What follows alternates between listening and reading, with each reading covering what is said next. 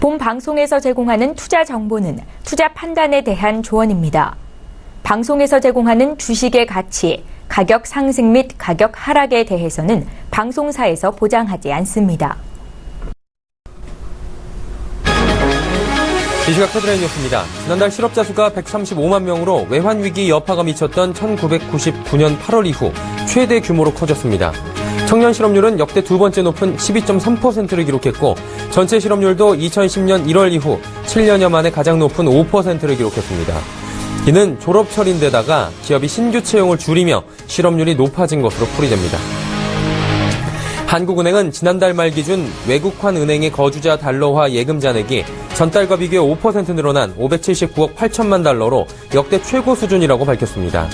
이는 기업들이 미국의 3월 금리 인상 전망에 따라 달러화를 보유하려는 경향이 커진 데 따른 것으로 풀이됩니다. 금융당국이 유동성 위기를 겪고 있는 대우조선해양에 2조 원에서 3조 원 규모의 신규 자금을 추가 지원하는 방안을 검토하고 있습니다. 금융위원회와 산업은행 등은 오는 23일 채무 재조정과 신규 자금 지원 등의 내용을 담은 대우조선 유동성 지원 방안을 발표할 계획인 것으로 전해졌습니다. 주형환 산업통상부 장관은 오늘 오후 비공개로 면세점과 여행, 관광업체, 전자업체 관계자들을 만나 중국 사업과 관련한 상황과 의견을 들을 예정입니다. 업체들은 4대 보복성 피해 현황을 보고하는 것과 함께 그동안 자체적으로 대응한 조치와 또 앞으로의 계획 등을 설명하고 정부는 업체들이 원하는 지원 방안을 듣고 또 협의한다는 방침입니다. 시청자 여러분 안녕하십니까. 오늘장 내일장 일부 서정덕입니다. 지난주 금요일부터 어떻게 보면 조금은 급하게 올라왔다 싶을 정도로 박스권 상단을 뚫고 올라와주는 우리 거래소 시장부터 해서 오늘은 조금 소강 상태에 들어선 숨고르기를 하는 모습을 보여주고 있습니다. 일단은 FOMC가 코앞으로 닥치는 상황입니다. 전고점 돌파 증시 쉴 타이밍이다라는 얘기들이 많이 나온 상황이고요. 그러다 보니 오늘의 숨고르기는 좀 긍정적으로 해석하는 이야기들도 많이 있는 상황입니다. 다만 FOMC를 좀 들여다보자면 금리 인상의 가부에 지금 초점이 쏠린 건 아닐 겁니다. 대다수의 분들 많이들 들으셨겠지만 금리 인상 거의 기정사실화되었고 그렇다면 그 이후에 올해 얼마큼 점진적으로 금리를 인상을 시키느냐 혹은 가파르게 올리느냐 이 부분에 굉장히 또 시장은 경계감을 갖고 있는 만큼 분석과 대비도 철저하게 필요한 시점일 겁니다. 그 분석과 대비들 그리고 종목 이야기들까지 오늘장 내일장에서 함께 잡아가 보시길 바랍니다. 거래소 시장부터 살펴보도록 하겠습니다. 코스피 지수는 현재 어떨까요? 확인하시죠. 2130포인트에서 등락을 반복하고 있는 모습들 보여주고 있습니다. 약보합권이고요. 0.14% 하락하고 있는 상황입니다. 3포인트 정도 하락하는데 자 과연 그렇다면 오늘 어느 정도로 위아래로 움직였는지 일중 흐름들 살펴보도록 하겠습니다. 시가는 2130포인트 밑에서 움직였네요. 2128포인트 출발해서 2127포인트까지 저점을 형성을 했습니다. 하지만 장 초반은 2135포인트까지 오르기도 했습니다. 오늘 오르락 내리락 하는 모습인데 정오 이후에는 조금은 안정을 찾아가는 모습 그리고 2130선 위에서 움직이려고 하는 코스피 지수를 확인하실 수가 있고요. 자, 수급 주체들 어떨지 확인해 보도록 하죠. 수급 주체들 함께 보실 수가 있는데요. 개인과 외국인이 사고 기관이 팝니다. 개인은 960억 원 사고요. 외국인이 499억 원 많진 않지만 또 매수를 합니다. 오늘까지 외국인은 8거래일 연속 매수다라고 보시면 될 것 같고 오늘은 기관만 매도합니다. 기관에서는 금융투자는 오히려 214억 원 사는데 수신이 1082억 원이나 내다 팔고 있는 상황입니다. 코스피 시가총액 상위 종목들 살펴보도록 하죠. 삼성전자 오늘도 오릅니다. 206만 9천 원까지 상승하면서 강보합권 빨간불 보여주고요. SK하이닉스 5만 원 이탈했습니다. 48,850원 2.88% 하락하고요. 삼성전자, 우선주, 현대차 모두 하락합니다. 한국전력이 400원 상승하면서 4만 3천 원대 다시 회복했고요. 6위부터 10위 살펴볼까요?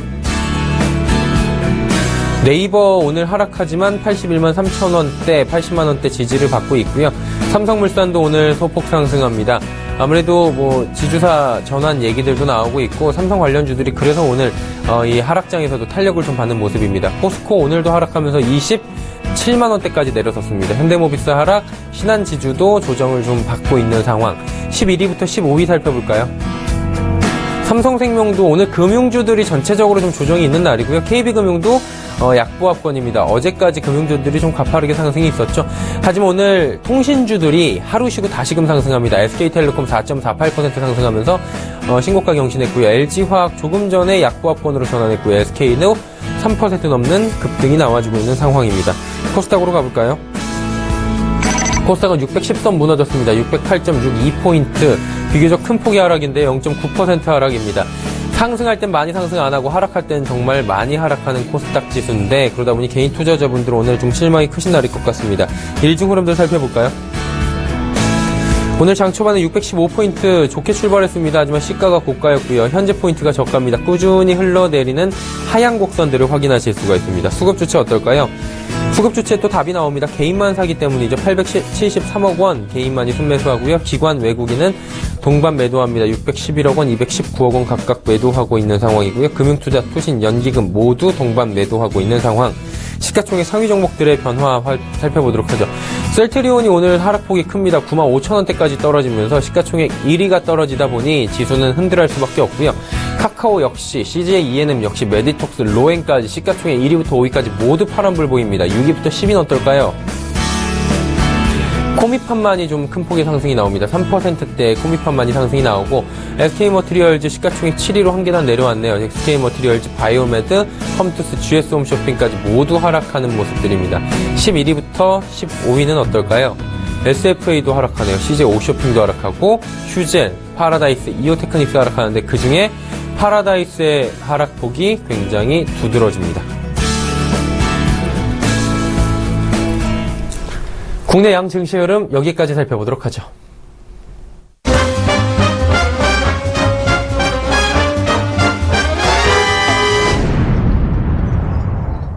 하락장입니다. 오늘 장에 어떤 이슈들로 하락하는지 살펴보는 시간 갖도록 하겠습니다. 대신증권 리서치센터 투자전략팀의 이경민 팀장 연결되어 있습니다. 팀장님 안녕하십니까? 네, 안녕하십니까? 일단 2130선 돌파를 했는데 오늘도 지지는 받는 것 같아요. 근데 이제 오늘 뭐 조정이 좀 나오고 있어요. FOMC 경계감도 좀 나오는 것 같고요. 어떻습니까? 좀 더 올라갈 여지가 보이십니까? 오늘장 이슈 짚어주시죠. 추가 반등 시도는 가능하다라고 생각을 하고 있습니다. 지금 2130선인데요. 2150선 정도까지는 가능하지 않을까라는 생각을 하고 있습니다. 그렇지만 지금 레벨에서 본다면은 추가 상승폭이나 탄력은 좀 제한적일 것으로 예상을 하고 있거든요. 따라서 지금 현재 시점에서는 2100 이상을 넘어서, 그러니까 2150, 2200을 노리는 그런 대응 전략을 좀 자제하실 필요가 있고, 오히려 2100선 이상에서는, 그러니까 지금 지수대 정도에서는 보수적인 포트폴리오, 그러니까 방어적 포트폴리오를 좀 강화해 나가는 전략이 맞지 않을까 생각을 하고 있습니다. 네. 이제 뭐 FOMC로 눈을 돌려보도록 하겠습니다. 결과가 곧 발표가 될 텐데요. 내일 새벽이면 공개가 되는데 금리 인상에 대한 이야기는 좀 접어둬도 되는 게 많은 분들이 기정사실화 시키고 이야기를 하고 있지 않습니까? 그렇다면은 그 부분을 뭐 제외하더라도 어떤 부분을 저희가 중점적으로 봐야 되는지 관전 포인트 한번 들어볼 수 있나요? 일단은 3월 FOMC에서 금리 인상은 거의 기정사실화된 모습이고요. 컨센서스를 본다 하더라도 100%를 반영하고 있습니다. 그리고 연내 금리 인상 레벨을 본다면은 연내 3번까지 금리 인상할 것이라는 그런 기대심리가, 그리고 그런 컨센서스가 시장에 반영되어 있다라고 볼 수 있겠습니다. 그렇다면은 이번 FOMC 회의에서도 체크해야 될 게 두 가지라고 생각을 하거든요. 가장 중요한 것은 점도표입니다. 지금 연준 위원들이 5포인트, 그러니까 올해는 어느 정도의 금리 레벨이 맞을 거다라고 이렇게 체크해놓은 걸 보면은 12월 FOMC에서 공개된 거는 3번입니다. 근데 이게 만약에 4번으로 상향 조정될 경우에는 시장과의 괴리가 또 확대되는 것이고, 그리고 3월 FOMC 회의 이후에도 6월, 9월, 12월 연속적으로 할 수 있다라는 시그널이 되기 때문에 불안심이 커질 수 있고요. 두 번째로는 옐런 연준 의장의 기자회견입니다. 금리 인상의 이유를 경기나 물가나 이런 경제 지표에 좀 포인트를 둔다면은 큰 무리가 없겠지만, 만에 하나 트럼프 정책에 대한 포인트가 된다면은 트럼프 정책이 강해지고 가시화될수록 연준의 금리 인상 스텝은 말라질 수 있다라는 부분들 때문에 트럼프 정책 기대와 연준의 통화 정책 간의 그런 상반된 그런 서로 상쇄하는 효과들을 시사함으로써 지금 현재로서는 연준 의장의 발언도 한번 주목해 보실 필요가 있겠습니다. 일단은 금리 인상이 되는 그 이유를 저희가 그러면 잘 살펴봐야 될 것 같다라는 생각이 드는데, FOMC 이후에 대형 이슈들이 이제 줄줄이 계속해서 나오게 됩니다. 뭐 네덜란드 이야기도 있고 전 세계적으로 그리고 국내도 있는데, 어떤 이슈들을 저희가 짚어서 볼까요? 네, 뭐 같은 나라에 있겠죠. 뭐 네덜란드 총선이 있는데 여기서 구구당이 1당을 차지하는지, 최근 들어서는 2당 시절 최근 여론조사에서는 구구 정당이 2위로 밀려나는 모습을 보였는데, 실제 투표에서 어떤 결과가 나올지를 보실 필요가 있겠고요. 그리고 두 번째로는 브렉시트 이슈, 그러니까 유럽 정치적 리스크가 조금은 커질 수 있는 시점이 아닌가 생각을 합니다. 그리고 중국 경기도나 우려감, 최근 물가지표도 CPI가 쇼크를 기록하면서 최종 소비자 가격이 오르지 못하는 시그널을 계속적으로 보여주고 있다는 점이 좀 부담스럽고요. 그리고 중국의 사드 보복 제재, 최근 조금 누그러지는 듯한 중국의 스탠스를 보이고 있지만 아직까지는 안심하기 이르다라는 생각을 하고 있습니다. 따라서 지금 국내 불확실성은 좀 완화되고 있는데 반해서 대외 불확실성이 커지고 있다는 점들이 시장의 발목을 잡을 수 있는 변수다라고 보고 있습니다. 자, 그렇다면 앞으로의 대응 전략, 또 중요한 시점이 아닐 수 없는데요. 어떤 식으로 저희가 전략 세우면 좋을까요? 일단은 베타가 낮은 저베타 전략을 추천드립니다. 고베타 종목이라고 할 수 있는 경기 민감주, 시크릿컬주는 좀 비중을 줄여나가시는 게 좋을 것 같고요. 저베타 종목이라고 할 수 있는 내수주, 통신, 보험 이런 업종들에 대한 비중을 늘려가시는 전략이 맞지 않나라는 생각을 합니다. 물론 이런 전략들은 뭐 3월, 4월 한 2달에서 길면 3달 정도를 바라본 단기 트레이딩 전략이라고 보시면 될 것 같고요. 내수주 중에서는 중국 노출도가 낮은 종목들을 좀 선별하실 필요가 있겠습니다. 음식료, 미디어, 백화점, 여행 이런 종목들 업종들 중에서 조금은 중국 노출도가 낮은 종목들을 목석 가리게 하실 필요가 있겠고요. 대표적으로 요우커 관련주라고 할 수 있는 화장품, 그리고 면세점, 호텔, 그리고 카지노 이런 업종들은 사드 우려감이 좀 완화된다라는 기대감에 반등할 때 조금 비중을 줄여나가시는 전략이 맞지 않나라는 생각을 하고 있습니다. 비중을 늘릴 종목들은 늘려가고 줄일 종목들, 특히 중국 관련 내수주들 아직까지 위협이 있기 때문에 반등이 나오는 국면에서 정리를 하자, 포트를 잘 관리하자라는 말씀이신 것 같아요. 대신증권 리서치센터 투자전략팀의 이경민 팀장이었습니다. 감사합니다. 예, 감사합니다. 마켓 리더들의 눈으로 시장을 분석합니다. 이슈 칼럼 이어집니다.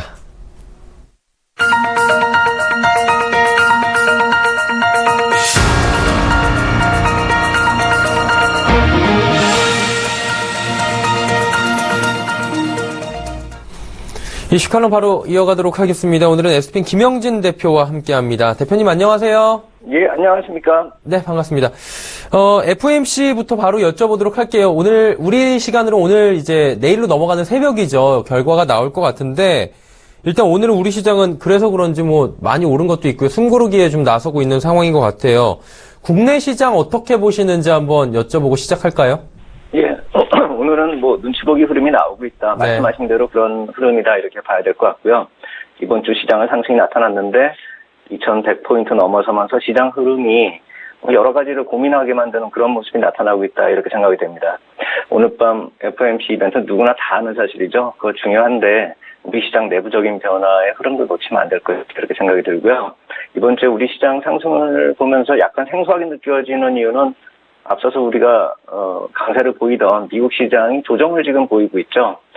침대 지수 모두 다 20일 이동평균선에 걸려있는 그런 모습입니다. 여기서 뭐 조금만 물러나도 시장 하락세가 좀 더 이어지는 그런 흐름이기 때문에 좀 불안한 모습이다 이렇게 볼 수가 있겠고요. 그런 상황에서 한국 시장과 더불어서 이머징 증시가 전체적으로 상대적 강세를 보이고 있다는 점이 참 특징적이다 이렇게 생각이 드는데요. 그래서 한번 이번 주 등락률을 세계 증시 한번 살펴보면은요, S&P 지수가 0.3% 빠지고요. 독일 같은 경우가 좀 올랐지만 0.2% 정도고요. 그 나머지 이제 이머징 마켓 쪽을 보면 상당히 좀 상승폭이 의외로 크다 이렇게 볼 수가 있겠습니다. 우리 시장이 1.74%, 인도가 1.7%대, 그다음에 좀 그동안 좀 못 올랐던 인도네시아 0.76%요. 그래서 그동안 차별화로 상대적으로 좀 안 좋았었던 흐름의 이머징 마켓 증시가 이제는 뭐 좀 역차별화 쪽을 들어섰다 이렇게 볼 수도 있겠는데 좀 의외의 모습이다 이렇게 생각이 되고, 이러한 모습이 뭐 계속될 것인가 이렇게 보기보다는 그동안의 차별화가 완화되는 과정 정도 이렇게 보는 것이 맞겠다는 생각이 들고요. 이 대목에서 이제 글로벌 자산시장 전체적으로 한번 흐름을 살펴보면은 이러한 역차별화가 중요한 것이 아니라 이벤트에 맞춰서 딱 중요한 분기점이 될 만한 레벨들에 다 진입했다는 점, 이 점이 더 중요하다고 생각이 됩니다. 채권 시장 보면은요, 채권 약세를 보이는 모습이 당연하죠. 미국채 10년물 봤을 때 2.6%대까지 근접했는데 제가 이 2.6%를 넘어서는 것이 어떤 시그널이라는 거는 전에도 말씀을 드렸죠. 만약에 FOMC 회의에서 4번 얘기가 나오게 된다면 2.6% 넘어서겠죠. 그렇기 때문에 단기 충격도 가능하다. 이 점 한번 생각을 해보셔야 될 것 같고요. 달러 강세에 나타나고 있죠. 달러 인덱스가 3월에 한 1.8% 정도 올라가면서 정고점에 근접하고 있죠. 이 역시 좀 인상적이다. 이렇게 볼 수가 있겠고, 정고점까지 가느냐, 이 역시 마찬가지로 오늘 이벤트하고 걸려있다. 이렇게 봐야 되겠고요.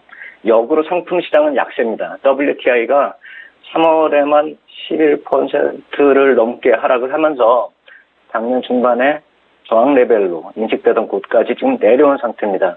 결국 상품 시장 쪽에 WTI 가지고 수급적으로 해석하는 경우도 있겠지만 제 생각에는 이 달러와 맞물리는 달러 강세를 보이는 그 반대쪽으로 좀 해석을 할 필요도 있지 않을까라는 생각이 들고, 그러면서 이제 이머징 마켓 증시 중에서 브라질 증시가 자원하고 바로 관련된 그런 증시이기 때문에 2% 넘게 하락하는 모습도 특징적이다 이렇게 볼 수가 있겠죠. 결국 분기점 레벨에 자산시장들이 다 도달한 모습이기 때문에 오늘 이벤트 영향에 따라서 이제 내일 이후의 시장 모습들이 변동성이 좀 커질 것이다. 이렇게 좀 정리를 해야 될 것 같고요. 우리 시장 강세 논리, 그냥 역차별하다 이렇게만 좀 얘기하기보다는 저것도 한번 살펴봐야 될 것 같습니다. 수출 같은 이제 경제 지표가 중순에 나타나지 않습니까? 그때마다 강세를 반복하고 있기 때문에 지금 상황이 금리 인상은 긍정적으로 보고 있기 때문에 우리 시장은 오르고 있다. 이렇게 판단을 할 일은 아니라고 생각이 됩니다. 현재 흐름이 예상을 좀 벗어난 상태고 좀 강세를 보이면서 긍정론이 지배적으로 지금 시장을 긍정론이 좀 지배적으로 나타나고 있는데 그것이 시장이 상승했기 때문에 후행적으로 나타나는 해석에 불과하다 이런 생각이 들고요. 만약 그동안에 좀 시장이 안 좋았거나 내일 시장이 좀 불안하면 시장 분위기 급격히 또 냉각될 수 있다는 점 우리가 좀 참고할 필요가 있다는 생각이 듭니다. 너무 낙관적인 금리 인상의 긍정적인 측면과 더불어서 부정적 효과도 인식할 필요가 있다 이렇게 생각이 드는데요. 뭘 말씀을 드리고 싶은가 하면은 우리 같은 이제 국내 쪽 얘기가 바로 미국 시장을 쫓아간다 이렇게 말씀을 드릴 것이 아니라 국내 금리가 지금 빠른 상승을 보이고 있는 배경 요인들을 봤을 때 우리가 정치적 불확실성 지난주에 해소가 되면서 대선 정국으로 진입했죠. 그러면서 공약하고 정책이 이제 노출이 되겠죠. 그리고 새 정부가 들어서면은 그 정책들이 실행이 될 테고요. 그렇게 된다면은 하반기에 우리도 금리 인상 가능성이 거론될 수가 있다라는 것이죠. 한국 시장 항상 금리 인하냐 동결이냐 이렇게 좀 한가로웠었죠. 이제부터는 한국 시장도 금리 인상 사이클로 들어설 수 있다는 점 우리가 인식하고 시장 볼 필요 있겠다 이렇게 말씀드리겠습니다. 다음 질문 가기 전에 이거 하나만 짧게 여쭤보고 갈게요. 시장을 그러면 너무나 긍정적으로 보는 건 좀 위험할 수 있다고 보는 관점이신 겁니까, 대표님은? 네, 맞습니다. 지금 시장이 올랐기 때문에 특히 이번 주 월화를 올랐기 때문에 지금 긍정론 쪽으로 가는 시각들이 많거든요.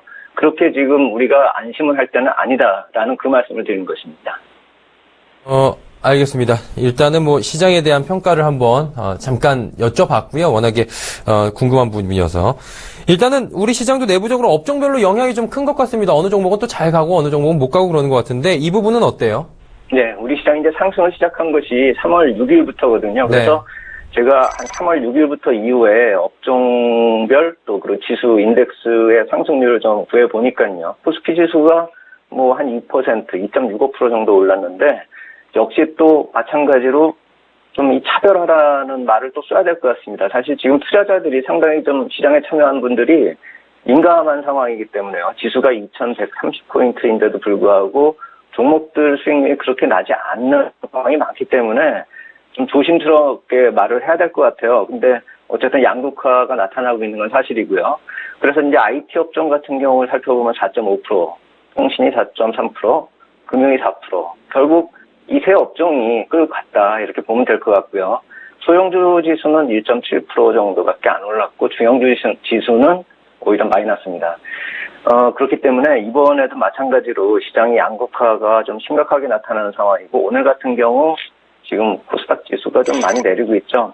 또다시 차별화라는 말을 쓸 수밖에 없는 그런 상황인데 근본 상승에서도 결국 기존 주도주 성격 업종의 강세가 이제 시장에서 포커스를 받았다 이렇게 볼 수가 있겠는데 수출 대형주 결국 금융, 통신 뭐 중심의 일부 내수 업종까지 이쪽이 상대적 강세라는 것을 살펴봤을 때 단순히 이제 뭐 수급이 좋다 이런 얘기를 할 것이 아니라 왜 수급이 그렇게 작동했는가를 좀 살펴봤을 때 주도 업종 쪽 이쪽을 살펴보면은 펀더멘탈 요인이 뒷받침이 된다는 것이죠. 또 금리 이벤트 이제 오늘 그 이벤트 자체도 대형주 쪽으로 긍정적으로 스토리가 만들어지는 그런 상황이기 때문에 이러한 차별화가 만약에 금리가 뭐 설사 이번에 3번 정도로 끝나더라도 올해 내내 얘기가 나올 테기 때문에 이번에 나타났었던 이런 차별화 쪽의 모습이 앞으로도 좀 중기적으로 나타날 수 있다는 점을 좀 신경을 써야 될 것 같습니다. 그리고 금리 인상 영향권에 진입한 이번 주 들어서 이런 양극화 심화되고 있는 그런 상황이 자본금 규모뿐만이 아니라 아까 말씀드린 거래소하고 코스닥 시장의 이 차별화도 동반되고 있다는 점, 이러한 요인들을 살펴봤을 때 이 주도업종 논리 한번 다시 살펴볼 필요가 있다 이렇게 생각이 됩니다. 코스피 시장 상승의 배경을 놓고 보면 뭐 반도체 중심의 IT, 그다음에 금융지주 이쪽이 시장이 좀 약해지면 지수 방어 역할도 좀 하고요. 상승이 나타나면 바로 주도업종으로 나타나서 거래소와 코스닥의 매수세를 거의 다 집중시키고 있는 그런 모습이고요. 2100포인트 아래에서 우리가 순환매가 나타났기 때문에 그것을 기대하는 경우가 있었는데 사실 중소형주와 코스닥 시장 쪽에 나타났었던 순환매가 좀 일단락이 된 그런 상황이기 때문에 이러한 모습이 앞으로도 좀 순환매를 기대하기보다는 주도주 업종 쪽의 강세가 좀 더 나타나지 않을까. 이러한 장세가 좀 금리 쪽 얘기가 거론이 되면서 더 강해질 수 있다는 점도 우리가 생각해 볼 필요가 있겠다 이렇게 말씀을 드리겠습니다. 사실 우리 지금 시장이 양극화는 꽤 오래 진행 중이지 않습니까? 코스피만 가고 코스닥은 계속해서 못 가는 상황인데 이 시장의 양극화가 뭐 재현이라는 표현도 좀 웃긴 것 같고요. 그냥 꼭 계속 간다는 말씀이신 거예요? 네, 그렇게 될 가능성이 크다 이렇게 봐야 될 것 같습니다. 그러니까 결국 지수가 인덱스가 좀 쉬어갈 경우에 나타나는 그런 순환매를 노리면서 우리가 투자하기는 그건 단기 투자에 한정할 수밖에 없는 상황이지 않습니까? 결국 중기적으로 하려면은 주도업종 쪽, 결국 대형 수출주 쪽과 금융주 쪽 이쪽이 앞으로도 좀 주목을 받을 것 같다. 그리고 이쪽이 가지 않으면은 시장 쪽이 다른 쪽이 가면서 주도적으로 시장을 끌고 갈 그럴 여건이 아니라는 점을 우리가 좀 인식할 필요가 있겠다. 이 말씀을 드리는 것이고요.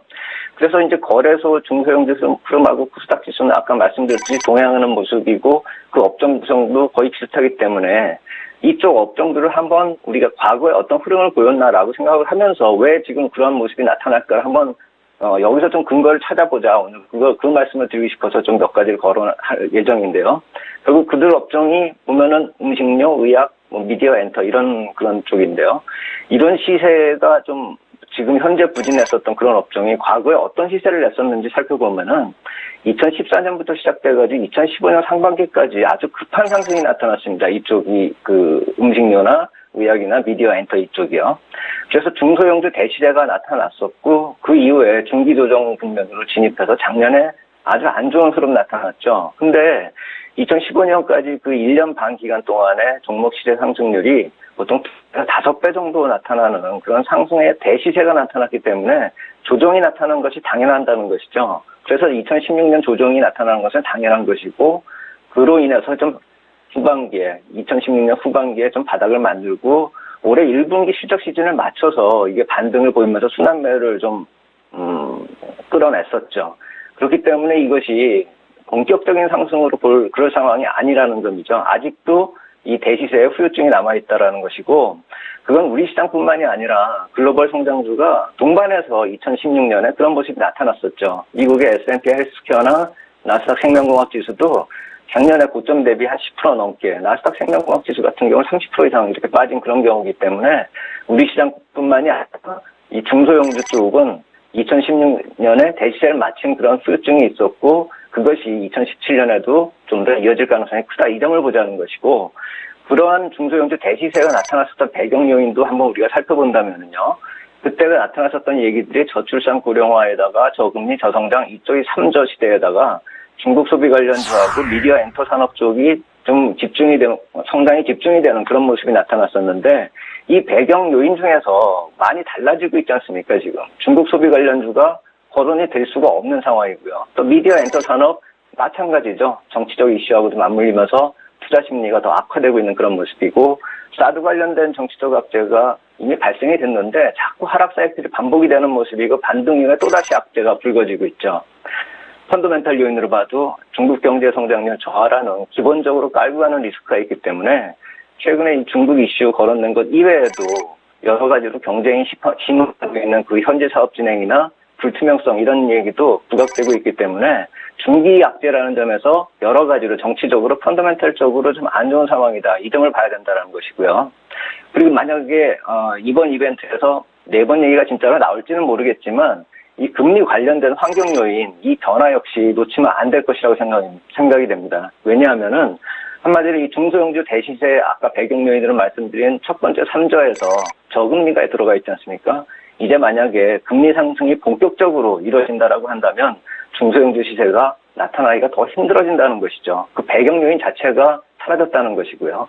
결국 중소형주의 경우는 대형주에 비해서 자금 조달, 이쪽 비용에 상승하는 그런 실질적인 악영향도 있고 핸디캡으로 작용할 것이다. 이 점도 좀 부담이 된다라는 점에서 본다면은 무엇보다도 금리 인상 사이클이 올해 2번 정도에서 마무리되는 것이 아니라 몇 번, 최소 3번에서 4번 얘기까지 거론되고 있는 그런 상황으로 발전이 됐기 때문에 이 역시 마찬가지로 금리 문제가 중소형주 쪽에 부정적으로 영향을 미칠, 중기적으로 영향을 미칠 그럴 가능성이 크겠다. 이런 말씀으로 아까 질문 주신 거에 답변을 하겠습니다. 네, 답은 충분히 된 것 같고요, 대표님. 그렇다면 이제 대응 전략 필요할 것 같은데 어떤 방식으로 저희가 또 대응을 해 나가면 그래도 현명할까요? 예, 당연한 얘기가 될 텐데 네네. FOMC 회의 이후에 금리 추이 주목을 해야 되겠죠. 아까 말씀 초반에 드렸듯이 이제 잘못하면 4번까지 거론이 될 겁니다. 그런 흐름으로 들어갔다 이렇게 봐야 될 것이고, 그렇기 때문에 2.6% 미 국채 10년물 국채 2.6%를 주목하자. 그거를 넘어설 경우에는 우리가 조금 더 좀 보수적으로 시장을 볼 필요가 있겠다 이렇게 말씀을 드리겠고요. 금리 인상이 중기적인 사이클로 진입하고 또 매파적인 코멘트 지속될 가능성이 크기 때문에 전체적인 시장에 악영향을 주는 것은 물론이고 최근에 나타난 그 업종별 영향, 차별화로 이어지는 부분이 앞으로도 좀 중기적으로 나타날 것이라는 점 우리가 인식하면서 전략을 세워야 되겠고요. 그런 관점에서 중소형 성장주 상승 한계가 있기 때문에 최근에 나타났었던 순환매를 자꾸 머리에 염두에 두고 그런 쪽으로 접근을 하자 이런 말씀을 드리기가 힘들 것입니다. 좀 더 발전한 본격적인 그런 상승 국면으로 들어서기에는 아직도 시간이 필요하다 이렇게 말씀을 드려야 되겠고, 순환매는 단기 트레이딩으로 한정하자. 중소형주에 대한 접근은 단기 트레이딩이다 이렇게 말씀을 드리겠고, 지난주에도 말씀을 드렸듯이 1분기 어닝 시즌이 이제 보름 정도 남았죠. 근데 이미 프리 어닝 시즌으로 다음 주 정도 되면은 이제 주가가 좀 빠르게 반영을 될 것이다 이렇게 생각이 됩니다.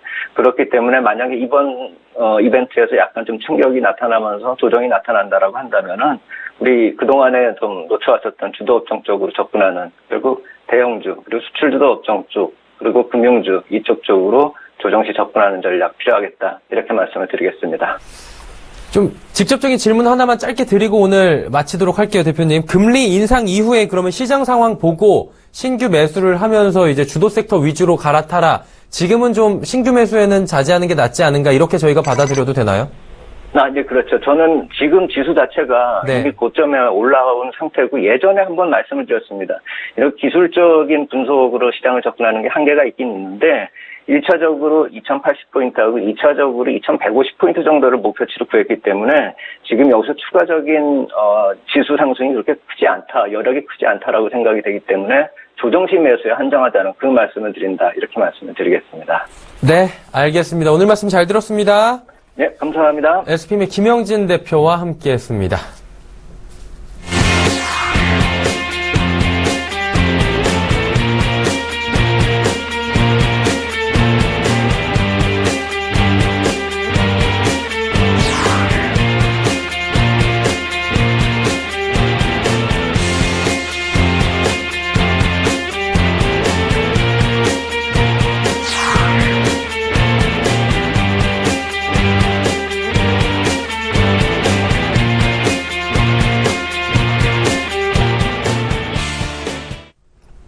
오늘장 내일장 1부 쭉 함께 하셨는데요. 잠시 뒤 2부 예고해 드리도록 하겠습니다. 라이브 매매 타임이 준비가 돼 있습니다. 유한타증권 은평지점의 지문상 대리, 그리고 하나금융투자증권 원주지점의 박남열 부장과 함께 할 텐데요. 장마감 1시간 동안 시청자 여러분께서 사고 싶어 하는 종목들 저희가 빠르고 정확하고 쉽게 짚어드리는 시간, 그리고 여러분의 문자 상담 013-3366-0110으로 주시면 저희가 실시간으로 문자 상담도 라이브 매매 타임에 준비가 돼 있으니까요.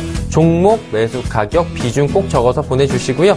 원해남 대표와 함께하는 황금연못의 올드 퓨처도 함께합니다. 잠시 뒤 2부에서 뵙겠습니다.